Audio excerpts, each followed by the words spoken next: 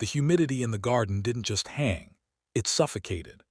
Grace Cole stood trembling in the center of the rose arches, her hands white-knuckled as she clutched her pregnant belly through the silk of her black bridal gown. At 24, she was a widow whose world had shattered the day Julian died, and now the mourning was being drowned out by mocking laughter. "Fix your face, Grace. You're ruining the aesthetic of the wedding photos, and it's pathetic." A sharp, cold voice cut through the warm evening air. Grace looked up to see her father-in-law, Peter Cole, adjusting his cufflinks with the detached precision of a man viewing a business transaction. Beside him, a group of socialites pointed and snickered, their eyes lingering on her stomach. "Julian has been gone for months," Peter sneered, stepping into her personal space. "And since you think that unborn child is a golden ticket to our fortune, let me correct you. The penthouse, the trust, the lifestyle, they belong to the Coles. You are officially an intruder in this family, and your time is up." Grace's voice was a fragile thread. "Julian promised. He said we would be safe." "Julian is a corpse," Peter countered, leaning in until she could smell his expensive cologne. "But I'm feeling charitable. A business associate in Seoul needs a wife, a live-in nurse to manage his complications and his wheelchair. Shin Joon-Ha, the shadow dragon. He's a paralyzed husk of a man now. Marry him, and I'll give you a stipend for the brat. Refuse, and you'll be sleeping on the sidewalk with nothing but the clothes on your back by midnight." Welcome. Before we continue, please hit that like button, subscribe and comment with your city so I can see how far this story travels. Now, let's dive in. The transition from the mocking warmth of the garden to the sterile, gray stone of the Shin estate felt like passing from a fever dream into a tomb. The iron gates groaned as they swung open, a sound that Grace felt in her very teeth. As the sleek black sedan wound up the driveway, the sprawling mansion loomed ahead, a jagged silhouette of obsidian glass and sharp angles perched against the Seoul skyline. It didn't look like a home. It looked like a fortress designed to keep the world out, or perhaps to keep something dangerous in. When the car door opened, the air was several degrees colder. Grace stepped out, her hand instinctively cradling the swell of her stomach beneath the heavy fabric of her black dress. She was met not by a welcoming committee, but by a line of stone-faced men in dark suits and a single, elderly woman with hair pulled back so tightly her skin looked like parchment. "I am Mrs. Moon," the woman said, her voice devoid of warmth. She didn't offer a hand.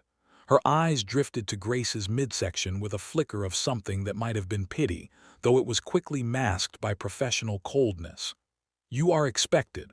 Follow me and do not touch anything. The master values his silence above all else."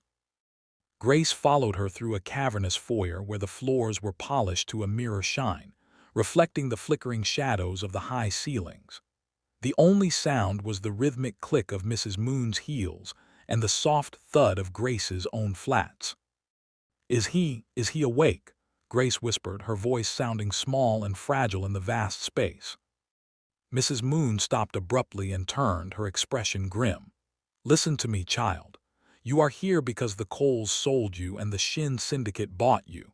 Do not mistake this for a fairy tale. Shin Joon-Ha was not always in that chair.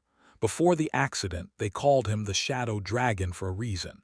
He is a man who has seen the darkest parts of the human soul, and it has made him a monster." She leaned in closer, her voice dropping to a low, urgent hiss.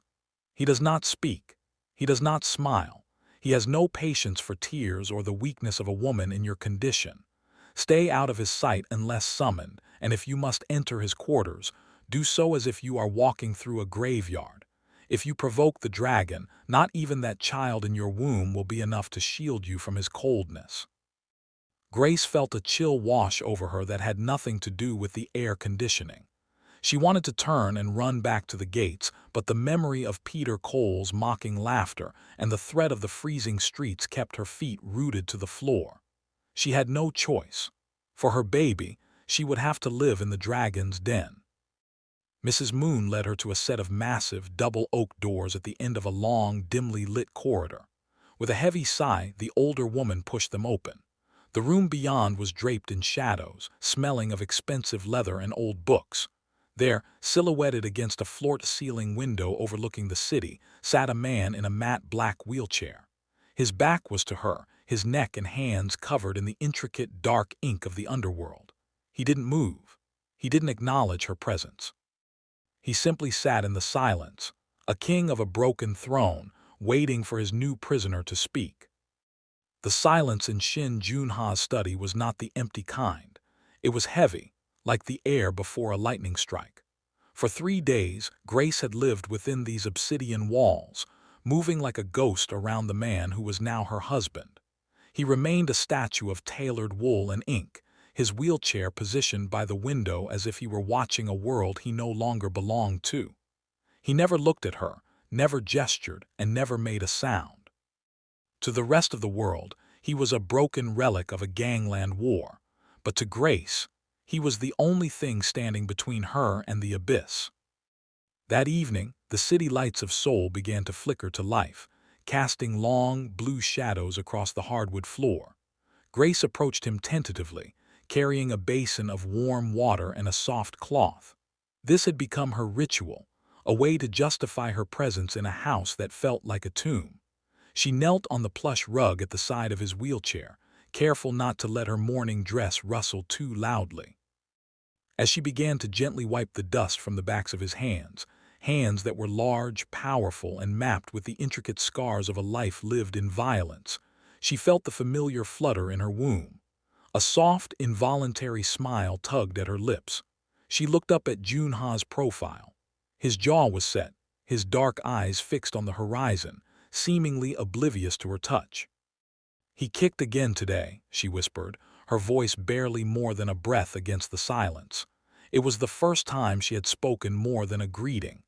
"Julian used to say he'd be a runner, but I think he's going to be a thinker, someone quiet, someone who doesn't need to shout to be heard." She moved the cloth to his wrist, where a dragon's tail peeked out from beneath his cuff.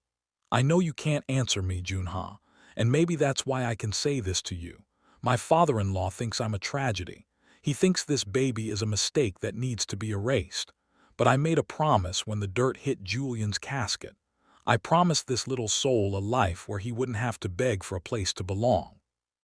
She paused, her fingers lingering on the pulse point of his wrist. She thought she felt a rhythmic thrum, steady and strong, far too vital for a man the world called a shell. "I don't need the diamonds Rita took," Grace continued, her voice growing thick with a sudden, fierce resolve. "I don't need the penthouse or the name. I just need him to grow up in a house where the walls don't shake with lies, even if it's a house guarded by a dragon." She leaned her head against the side of the wheelchair for a brief moment, a gesture of pure, exhausted vulnerability. "I'll take care of you, Joon-Ha. I'll be your voice if you need one. Just let us stay. Let him be safe here." She didn't see the way Joon-Ha's pupils contracted at the sound of her plea. She didn't notice the way his right index finger twitched, a microscopic movement against the leather armrest. She simply finished her task, emptied the basin, and retreated into the shadows of the hallway, leaving the silent man alone with the echoes of a mother's promise and the scent of jasmine lingering in the air.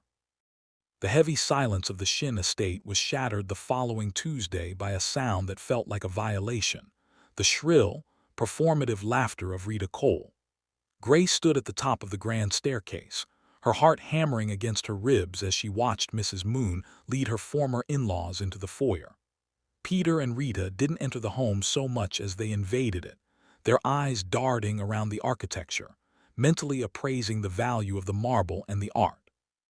"Oh, Grace, look at you," Rita called out, her voice dripping with a sickly sweet condescension that never reached her eyes. She adjusted her fur stole, looking up at Grace with a smirk. "Living in this museum.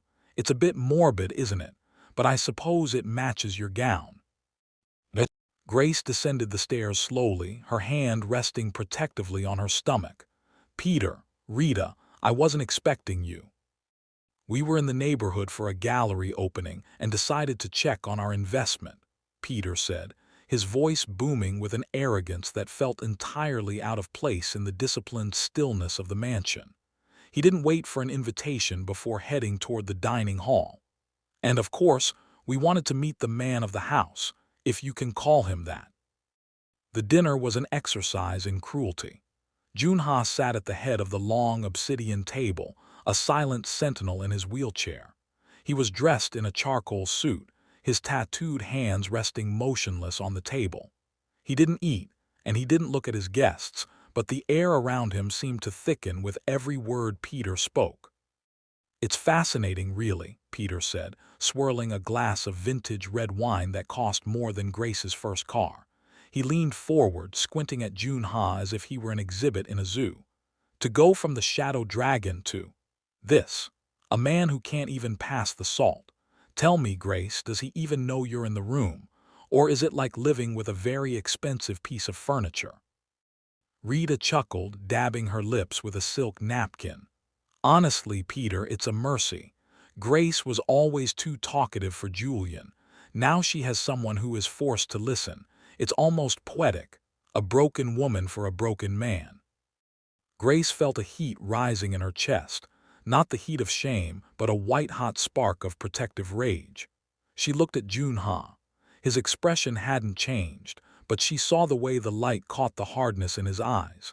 He was being humiliated in his own home by people who weren't fit to stand in his shadow. "That's enough," Grace said. Her voice wasn't loud, but it cut through Peter's next insult like a blade. Peter blinked, surprised. "Excuse me."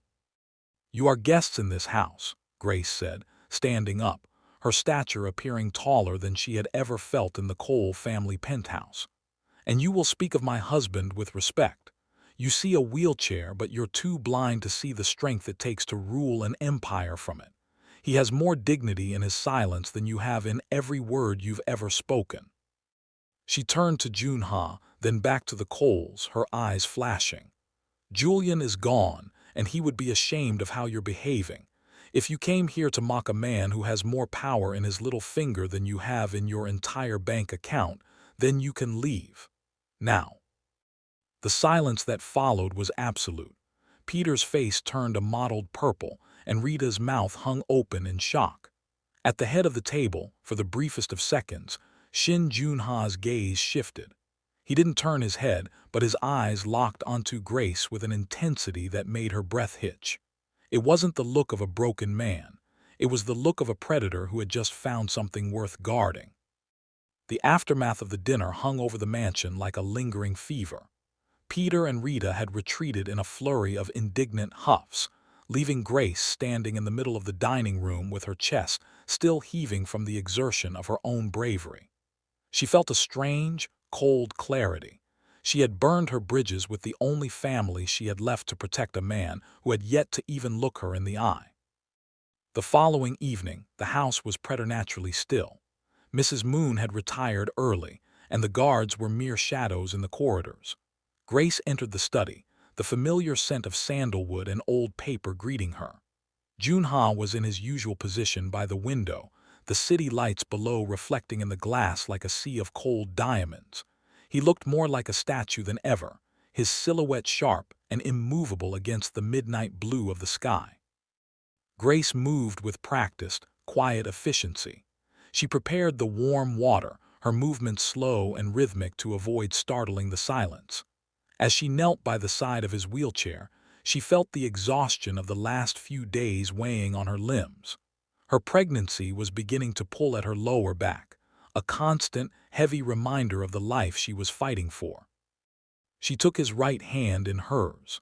It was large and rough-textured, the skin across his knuckles tight and mapped with the history of 1,000 battles. She dipped the cloth into the water and began to wash the back of his hand, tracing the intricate black ink of the dragon that wound around his wrist. "I'm sorry about yesterday," she whispered, her voice a soft vibration in the dim light. "I shouldn't have lost my temper, it's just. They've spent so long making me feel small. I couldn't let them do the same to you, not in your own home." She moved to his palm, her fingers gently unfolding his long, callous digits. She thought about how many people feared these hands, how many people saw them as instruments of death. To her, they were simply heavy, silent, and desperately lonely. "I wonder what you're thinking about," she murmured, more to herself than him. "If you're trapped in there, or if you've just decided the world isn't worth talking to anymore. Sometimes I want to stop talking, too." As she moved to dry his fingers with a soft towel, she felt a sudden, sharp change in the air. The temperature seemed to rise in the small space between them. Grace froze, her heart skipping a beat. Below the towel, she felt a slow, deliberate pressure. It wasn't a spasm or a reflex. It was a conscious, grounding weight. Shin Joon-Ha's long fingers had curled inward, sliding between her own and closing with a firm, unmistakable squeeze. Grace's breath hitched, trapped in her throat. She looked up, her eyes wide and searching. For the first time, Joon-Ha wasn't looking at the window. His head was tilted slightly, his dark, piercing gaze fixed directly on her. His eyes were not vacant. They were burning with an intensity that felt like a physical touch. The squeeze lasted only a few seconds, a secret shared in the dark, before his hand returned to its usual lifeless state. But the heat of it remained on her skin. Grace stayed on her knees, her hand still resting beneath his, her pulse racing. He was in there. The dragon wasn't a shell. He was a silent observer, and for the first time he had reached out to pull her from the dark. The following night, the air in the mansion felt thick with a static charge, as if the house itself was holding its breath. Grace hadn't slept. The memory of Joon-Ha's hand squeezing hers, that singular, heavy sign of life, pulsed in her mind like a heartbeat. She sat in the armchair across from his bed, her eyes heavy but her spirit alert, watching the rhythmic rise and fall of his chest in the moonlight. It happened in a flicker of movement that shouldn't have been there. A shadow detached itself from the heavy velvet curtains near the balcony, silent as a ghost. Grace's blood ran cold. The intruder moved with a predator's grace, the cold blue light of the moon catching the lethal glint of a ceramic blade held in a gloved hand. Grace didn't think. There was no time for fear, only the visceral, maternal instinct to protect what was hers. The intruder was 2 steps from the wheelchair where Joon-Ha sat, positioned as he always was, a silent target in the dark. "No!" The cry ripped from Grace's throat as she launched herself across the room. She didn't have a weapon. She didn't have strength. She only had the weight of her body and the life growing inside her. She collided with the intruder just as the blade swung downward, her shoulder slamming into his hip. The man hissed in surprise as Grace scrambled upward, throwing herself directly over Joon-Ha's lap, her arms wrapping around his broad shoulders to create a human shield of black silk and desperation. The assassin recovered instantly, his eyes cold and narrow behind a tactical mask. He raised the knife again, aiming for the gap between Grace's neck and Joon-Ha's chest. Grace squeezed her eyes shut, pressing her face against the crook of Joon-Ha's neck. She could smell his scent, expensive soap and wood smoke, and feel the terrifyingly steady heat of his body. "Run," she gasped, though she knew he couldn't. "Joon-Ha, move." She braced for the cold steel, her hands clutching at Joon-Ha's suit jacket, her body trembling with a terror she had never known. She waited for the pain, for the end of her story and the end of her child's future. But the strike never came. Instead, a sound like a thunderclap echoed through the room, the sharp, metallic crack of a suppressed firearm. The assassin's body jerked violently, a crimson bloom erupting on his chest as he was thrown backward by the force of the shot. He slumped against the floor, the ceramic blade clattering harmlessly away. Grace remained frozen, her heart hammering against Joon-Ha's chest like a trapped bird. She was sobbing now, small, jagged breaths that shook her entire frame. She didn't let go. She waited for the next shadow, the next killer. In the sudden, ringing silence, she felt a change in the man beneath her. The passivity was gone. The paralyzed arms she was clinging to suddenly moved. They didn't just twitch. They rose with a slow, terrifying power, wrapping around her waist and pulling her flush against his solid frame.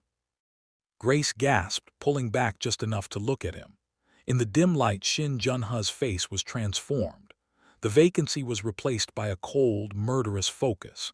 His jaw was a ridge of granite, and his eyes, the eyes that had stared at nothing for months, were now locked onto her with a fierce, burning intensity. He wasn't looking at the dead man on the floor. He was looking at her, and for the first time, the shadow dragon didn't look like a statue. He looked like a god of war who had just found a reason to fight. The ringing silence that followed the gunshot was more deafening than the blast itself. Grace remained anchored to Joon-Ha's chest, her fingers curled into the expensive fabric of his lapels, as if letting go would mean falling into the abyss. The scent of gunpowder bit through the room's lingering sandalwood, a harsh reminder of the death that lay sprawled just feet away. She waited for the alarms, for the guards to storm the room, for the nightmare to continue, but the mansion remained eerily, impossibly still. The arms around her waist tightened, not with the spasmodic grip of a ghost, but with the steady, grounding strength of a man who could crush bone. Grace trembled, her face still buried in the crook of his neck. She felt the vibration first, a low, rhythmic hum deep in his chest, before the sound reached her ears. "Why?" The word was a rasp, a sound like grinding stone, unused for a year but heavy with an authority that didn't belong to a victim. Grace gasped, her head snapping up. Her eyes searched his, finding them wide and burning with a terrifying clarity. The vacant, glassy stare was gone, replaced by a gaze so sharp it felt like a blade against her skin. "Joon-Ha," she breathed, her voice cracking. You can hear me." He didn't answer immediately. Instead, his large, tattooed hand rose, his fingers tracing the line of her jaw with a touch that was surprisingly tender, yet possessive. He studied her tear-streaked face, his eyes dropping to the swell of her stomach before returning to hers. "Why would you die for a ghost?" he asked. His voice was clearer now, a deep velvet baritone that commanded the air in the room.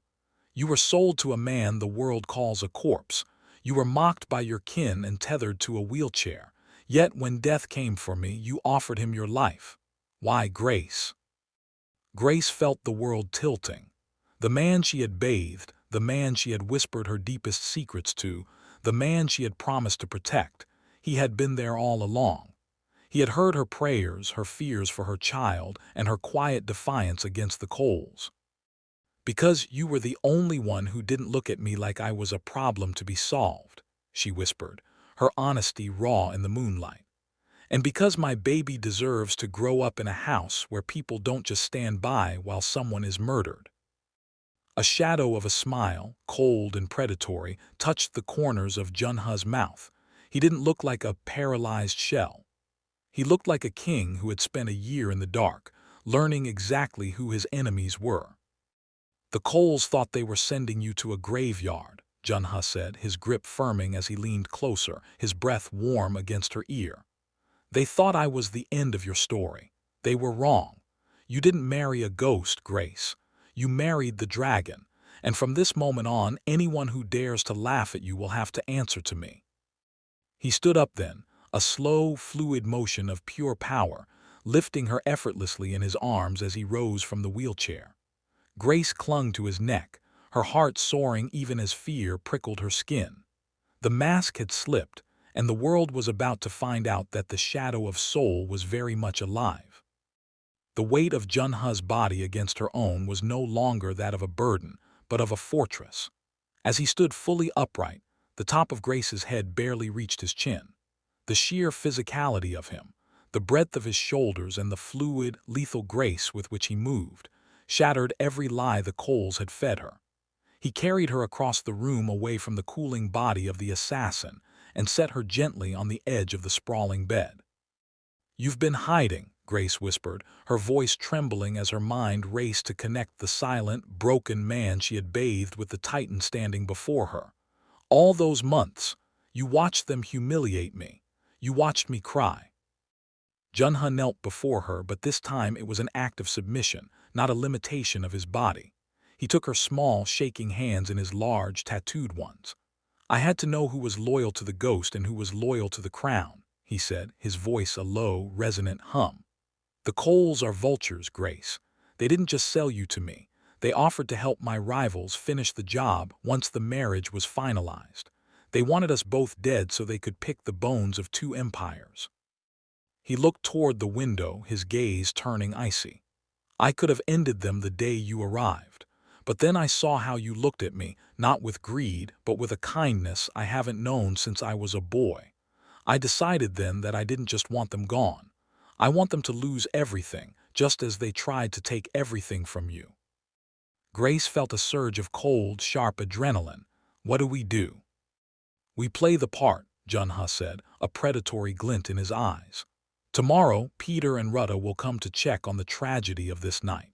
They believe the assassin was successful or that you are too broken to speak. We will give them exactly what they expect. You will play the grieving, terrified widow-to-be, and I will return to my chair." He squeezed her hands, his thumb tracing the pulse point at her wrist. "Let them believe they are winning. Let them move their assets, sign their illegal contracts, and expose their fraud. I have been recording every visit, every threat, and every bribe they've offered my staff. We are going to let them walk right into the center of the web." Grace looked at him, seeing the shadow dragon for the first time. He wasn't just a man of violence, he was a master of the long game. "They'll think I'm weak," she murmured, a slow, determined smile beginning to form. "They'll think I'm falling apart." "Let them," Joon-Ha replied, his voice dropping to a protective growl. "The higher they climb on their mountain of lies, the more bones they'll break when I finally pull the ground from beneath them. You are no longer their victim, Grace. You are my partner, and together we are going to burn their world to the ground." In the dim light of the moon, amidst the scent of spent gunpowder and jasmine, the alliance was sealed, not with a contract but with a shared vow of vengeance. The dragon was awake, and Grace was no longer hiding in his shadow. She was becoming part of it. The following morning, a sleek, unmarked black SUV pulled into the underground garage of a private medical wing in Gangnam, far from the prying eyes of the Cole family's social circles. Within the shielded glass of the vehicle, Joon-Ha remained in his wheelchair, playing the part of the silent invalid for the cameras, but his hand remained firmly clasped over Grace.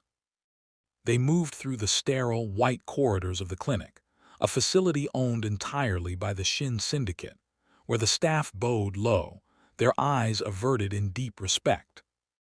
Inside the private exam room, the air was cool and smelled of antiseptic and lavender. Grace felt a familiar flutter of anxiety as she reclined on the padded table. For months, she had attended these appointments alone, or under the cold, judgmental gaze of Rutta Cole, who treated the pregnancy like a legal inconvenience. Now, for the first time, she wasn't alone. Joon-Ha sat beside her, his presence a towering, silent wall of protection. The technician, a woman who had clearly been briefed on the gravity of her patient, applied the cool blue gel to Grace's stomach. As the transducer moved, the rhythmic, rapid thump-thump-thump of a heartbeat filled the quiet room. It was the sound of a drum, steady and defiant. Joon-Ha's gaze fixed on the grainy monitor. His jaw tightened, and for a moment the fearsome shadow dragon looked completely mesmerized. On the screen, the small, flickering image of a life took shape. A tiny hand curled into a fist, a spine like a string of pearls. It was a miracle of vulnerability in a world built on iron and blood. Grace looked at Joon-Ha, her eyes shimmering with unshed tears. "That's him," she whispered. "That's the legacy they wanted to throw away." Joon-Ha didn't speak immediately. He leaned forward, reaching out a hand as if to touch the screen before pulling back, his tattooed fingers trembling almost imperceptibly. He turned his head toward Grace, his dark eyes no longer icy, but filled with a fierce, burning light that made her breath hitch. "The Coles see a bargaining chip," he said, his voice a low, resonant baritone that vibrated in the small room. "But I see a king. I see a soul that came into this world fighting before he could even breathe." He reached over and placed his large, warm hand directly over Grace's stomach, right where the technician had been working. His touch was heavy and grounding. "Julian gave him life, Grace, but I will give him the world. From this breath forward, he is not a widow's burden. He is a son of the house of Shin. I swear on my life and the blood of my ancestors, no one will ever make him feel small. No one will ever make him beg for what is rightfully his. The weight of his vow felt like a physical shield. Grace reached up, covering his hand with her own, her heart finally finding a steady rhythm. In the flickering blue light of the ultrasound monitor, the secret alliance transformed into something deeper, a family forged not by blood, but by a shared promise of protection. The dragon had claimed his heir, and the war against the Coles had just become personal. The golden glow of the ultrasound was a memory that Grace held onto as she stepped out of the private clinic's side entrance, a small, hidden hope against the rising darkness of the Seoul evening. Joon-Ha had been whisked away in a separate vehicle to maintain the facade of his isolation, leaving Grace with a small security detail. But as she reached the corner of the parking structure, the air suddenly grew heavy with the smell of exhaust and cheap cigarettes, a scent that didn't belong to the high-end district. Before she could scream, a white van screeched to a halt, blocking her path. Two men in tactical gear and masks lunged from the sliding door. Grace's security was neutralized in a flurry of silenced pops and precision strikes, leaving her standing alone as a familiar, chilling voice drifted from the shadows. I told you, Grace. You were a guest in our world and your time has officially expired. Peter Cole stepped into the dim light of the garage, his face a mask of cold, aristocratic fury. Beside him, Rita stood with her arms crossed, her eyes narrowed at Grace's stomach as if it were a stain on a white rug. You're going to a quiet place, Rita sneered, her voice trembling with the desperation of a woman watching her fortune slip away. By the time we're through, you'll sign the papers transferring the insurance and the estate back to us, and then we'll make sure that, complication, you're carrying is no longer our concern. Grace felt a wave of icy terror wash over her. It wasn't just about money anymore. It was about the life she had just seen flickering on the monitor. As a heavy cloth smelling of chemicals was pressed against her face, she didn't look at Peter or Rita. She looked at the shadows, praying that the dragon she had left behind was already moving. She was tossed into the back of the van like a piece of unwanted luggage. As the world began to blur and the darkness of the sedative took hold, she felt the rough bite of plastic zip ties around her wrists. The van roared to life, racing away from the clinic and toward the industrial outskirts of the city. The Coles followed in a separate luxury sedan, Peter already calling his lawyers to finalize the paperwork that would strip Grace of her name and her child's future. They believed they were finally finishing what Julian's death had started. They believed they had outplayed the widow and the cripple. They had no way of knowing that every second they held Grace, they were drawing the shadow dragon closer, and that the man they thought was a broken shell was currently standing in a high-tech command center, watching their GPS signal with a cold, murderous intent that would soon turn their victory into a massacre. Grace's last conscious thought was a silent plea to the man who had promised to be a father to her son. Find us, Joon-Ha, before they take everything. As her eyes closed, the van entered the labyrinth of the shipping docks, a place where the rain didn't just fall, it buried secrets. But the dragon was no longer a secret, and he was coming to claim what was his. The warehouse at the edge of the Han River smelled of stagnant water and rusted iron, a hollow shell of a building that echoed with the sharp, panicked breaths of a woman who had run out of time. Grace was strapped to a wooden chair in the center of a single, flickering pool of yellow light. Her hair was disheveled, and the black silk of her maternity gown was stained with the grime of the concrete floor. Across from her, Peter Cole stood with a fountain pen in his hand, tapping it rhythmically against a stack of legal documents. Just sign them, Grace, Peter said, his voice echoing off the corrugated metal walls. Sign the transfer of the life insurance, the deed to the penthouse, and the waiver of parental rights. Do this, and we might actually let you walk out of here alive. Think of the baby.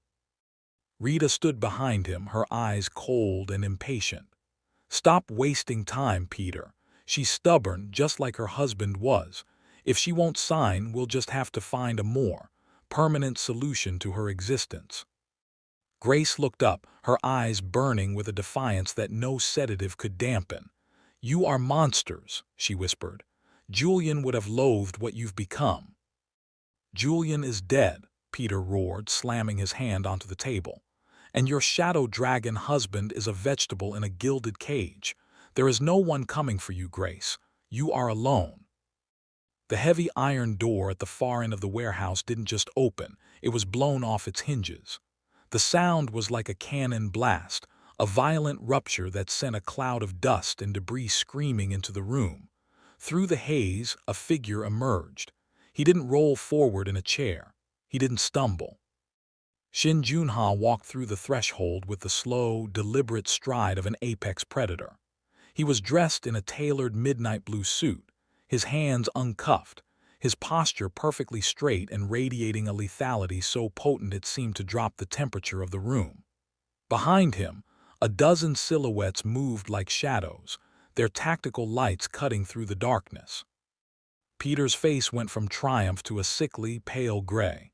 "No, no, that's impossible. You're a cripple. You can't even speak." Joon-Ha didn't stop until he reached the edge of the light. He didn't look at the thugs hired by the Coles, who were already dropping their weapons in the face of the red laser dots dancing across their chests. He looked only at Grace. "I am many things, Peter," Joon-Ha said, his voice a deep, tectonic rumble that made the very floor vibrate. "But I am never what my enemies wish me to be." He moved with terrifying speed. In one fluid motion, he bypassed Peter and reached Grace, his large, tattooed hands moving with incredible gentleness to slice through her restraints with a flick of a hidden blade. He pulled her upward, his arm wrapping around her waist to support her weight, his body a solid wall of heat and iron. "Are you hurt?" he asked, his voice softening only for her. Grace shook her head, her tears finally falling as she leaned into his strength. "I'm okay. We're okay." Joon-Ha turned back to the Coles. The paralyzed man was gone. In his place stood the dragon, his eyes glowing with a murderous intent that promised a slow, agonizing reckoning. "You made one mistake, Peter," Joon-Ha said, his grip on Grace tightening. "You touched what belongs to me, and in my world that is a debt that can only be paid in blood." The warehouse air was thick with the scent of ozone, and the heavy, rhythmic thud of the river against the pilings outside. Peter Cole, once the arrogant patriarch of a financial empire, was now a trembling shadow of a man. He had been forced into the very chair Grace had occupied moments ago, his expensive silk tie loosened and his forehead slick with a cold, greasy sweat. Joon-Ha stood over him, his presence blocking out the flickering overhead light, casting a long, terrifying shadow that seemed to swallow Peter whole. "You spent years using your wealth as a whip, Peter," Joon-Ha said, his voice as smooth and cold as polished obsidian. He didn't raise his voice. He didn't have to. The quiet power in his tone was far more unsettling than a shout. "You enjoyed the feeling of people kneeling before you. You enjoyed the helplessness of a widow and the weakness of a man in a wheelchair. You thought money made you a god." Joon-Ha signaled to one of his men, who stepped forward with a high-end tablet. On the screen, a series of red bars were rapidly descending toward zero. Peter watched, his eyes wide with a dawning, visceral horror. "As we speak, your offshore accounts are being purged," Joon-Ha continued, his eyes never leaving Peter's. "The shell companies in the Caymans, the secret trust in Zurich, the real estate holdings in London, they are being systematically liquidated and funneled into a trust for the son of Julian Cole. By the time the sun rises, the name Cole will be synonymous with bankruptcy. You won't even own the shoes on your feet." "You can't do this," Rita shrieked from the corner where she was being held by two of Joon-Ha's silent enforcers. "That's our life. That's our legacy." Joon-Ha turned his gaze toward her, and the look was so sharp she physically recoiled. "Your legacy was built on the bones of a woman you tried to destroy. You wanted Grace to be a beggar. Now, You will understand what it feels like to have no one to call, no favor to pull, and no roof that isn't provided by the state. Joon-Ha leaned down, his face inches from Peter's. The predatory glint in the dragon's eyes was absolute. You mocked me for being broken, Peter, but look at you now. You have hands that work, legs that move, and yet you are the most helpless man in the city. Because power isn't in a bank account. Power is having the strength to protect what you love, and you love nothing but yourself. With a flick of his wrist, Joon-Ha tossed the tablet into Peter's lap. It showed a final, mocking balance of 0. The dragon then turned his back on them, an ultimate gesture of dismissal, and walked toward Grace. He wrapped his coat around her shoulders, his touch shifting from lethal to infinitely gentle in a single heartbeat. "They are nothing now, Grace," he whispered into her hair as he led her toward the exit. "Just ghosts in suits." Behind them, Peter let out a broken, jagged sob, the sound of a man who had finally realized that the world he had built on cruelty had finally collapsed on top of him. The warehouse doors closed with a final, echoing boom, leaving the coals in the dark they had tried to create for others. The Grand Soul Ballroom was a sea of shimmering silk, crystal chandeliers, and the sharp, predatory scent of old money.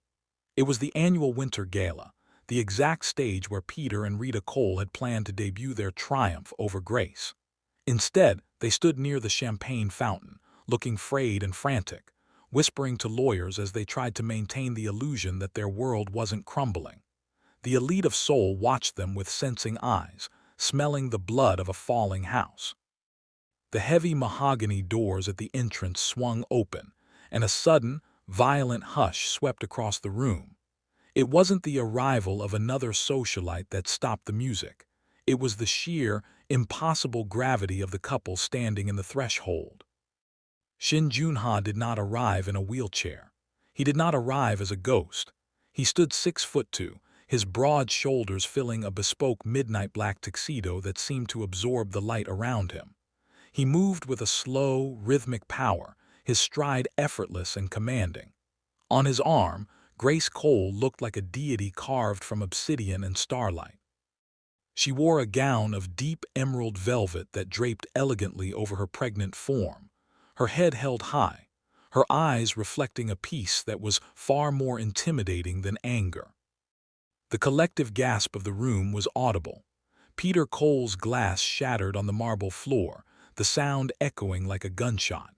He stared, his mouth working silently, as the man he had called a husk walked toward the center of the floor with the grace of a king returning to his throne.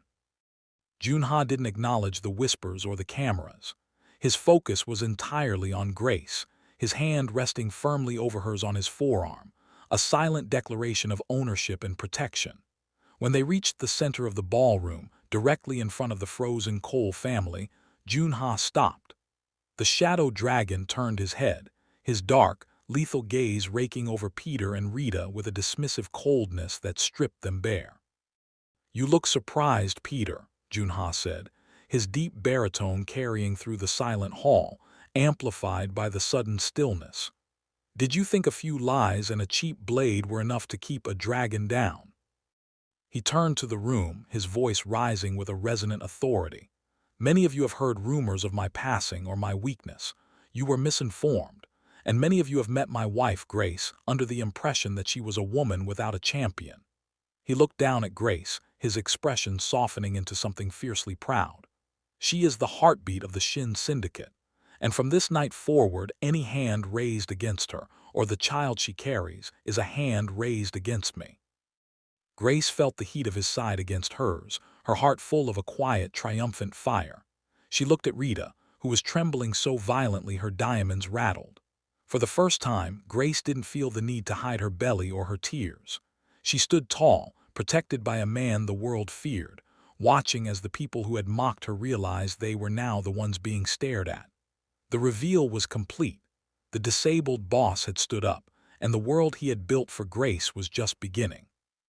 The silence following Joon-Ha's declaration at the gala was not a peaceful one. It was the heavy, suffocating stillness that precedes a total collapse. As the elite of Seoul looked on, The grand monitors that had been displaying the evening's philanthropic achievements suddenly flickered and died. A second later, they surged back to life, but the images were no longer of charity. They were of ledgers, scanned documents, and recorded conversations that bled the truth into the room like an open vein. Peter Cole tried to move, but his legs seemed to have turned to lead. On the screens above him, the full extent of his legacy was laid bare. There were bank transfers showing the systematic draining of Julian's life insurance policies just hours after his heart had stopped beating. There were forged signatures on estate waivers, and most damningly, a recorded call where Peter had negotiated the sale of Grace to the Shin syndicate as if she were nothing more than a used asset. "This is a mistake," Rita shrieked, her voice cracking as she looked around the room, finding only cold, repulsed stares where there had once been sycophancy. "This is a fabrication. Grace, tell them." Grace didn't speak.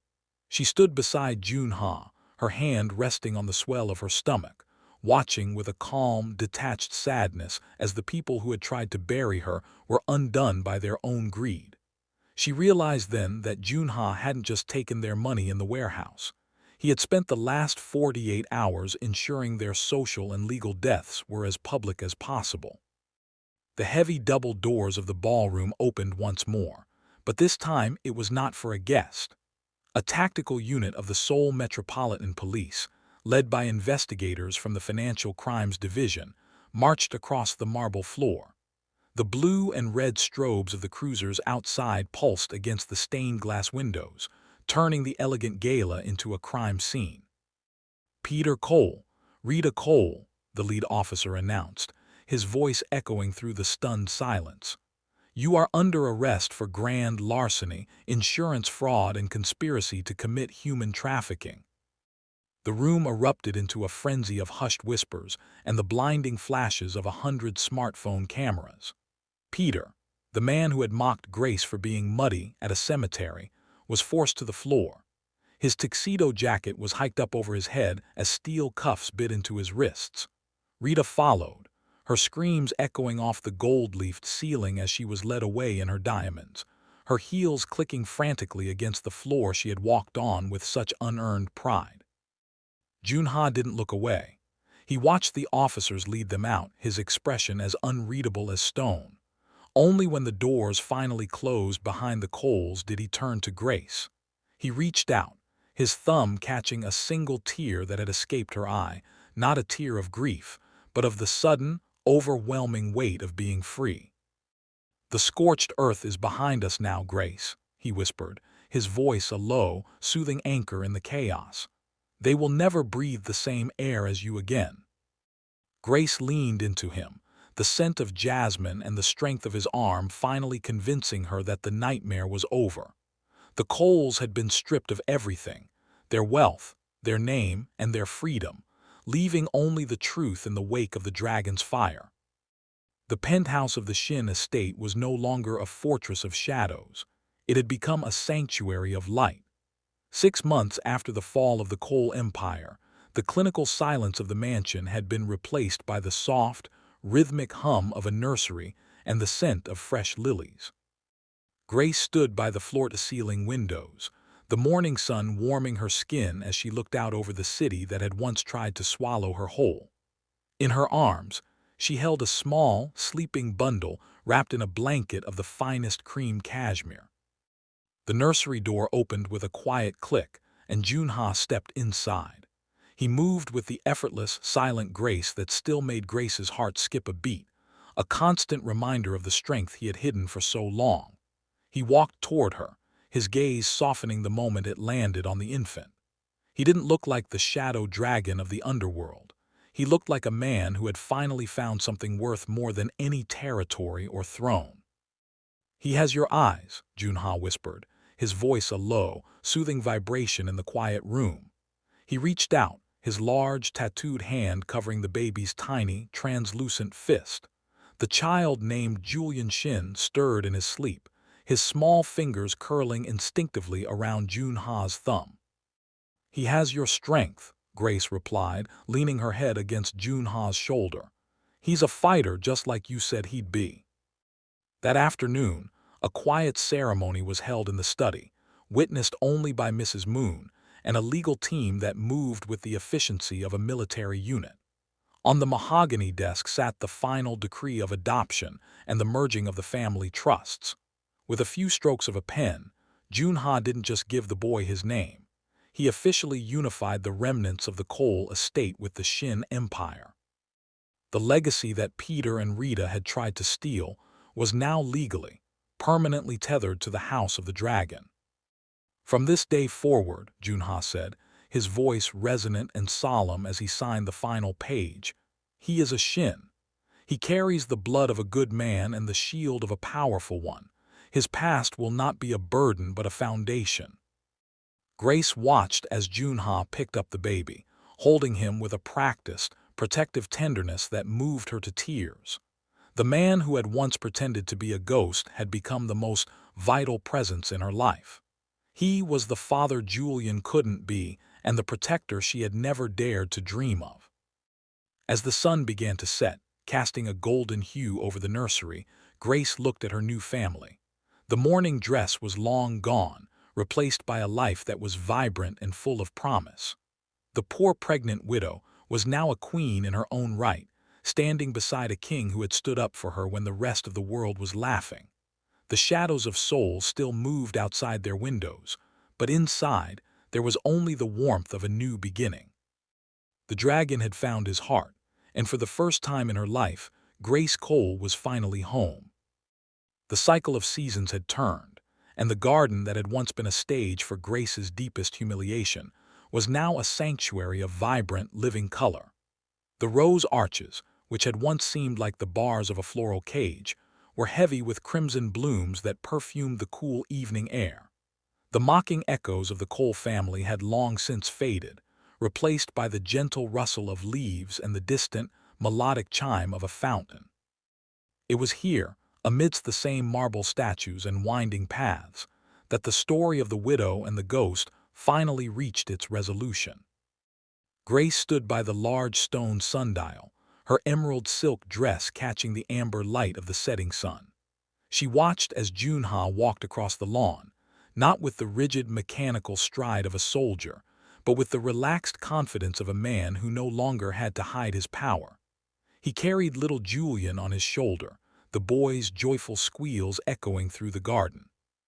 To the world, Joon-Ha was still the formidable head of the Shin Syndicate, but here, in the golden hour, he was simply a father teaching his son how to watch the birds. They say the flowers grow better when they aren't forced, Joon-Ha said as he reached her side, setting the toddler down to explore the soft grass. He wrapped an arm around Grace's waist, pulling her flush against him. The heat of his body was a familiar, grounding constant. I think the same applies to people. Grace leaned her head on his shoulder, looking out at the sprawling estate. I used to hate this place. I used to think the air here was poisonous, but now, it feels like it belongs to us, really belongs to us. It does, Joon-Ha replied, his voice a low, resonant hum. Everything they tried to use to break you has been repurposed to build this. Their name is gone, their greed is a memory, and their fortune is now the foundation of our son's future. He turned her toward him, his dark eyes searching hers with an intensity that had never wavered since the night he first squeezed her hand in the dark. He reached into his pocket and pulled out a small velvet box. Inside lay a ring, not a diamond from the Cole vault, but a band of rare, hammered black gold inset with a single, flawless jade stone. The marriage they forced was a contract of cruelty, Joon-Ha said, his voice dropping to a solemn, private whisper. This is a promise of my own making. No secrets, no masks. Just a man who owes his life to the woman who was brave enough to love a ghost. As he slipped the ring onto her finger, Grace felt the final piece of her heart click into place.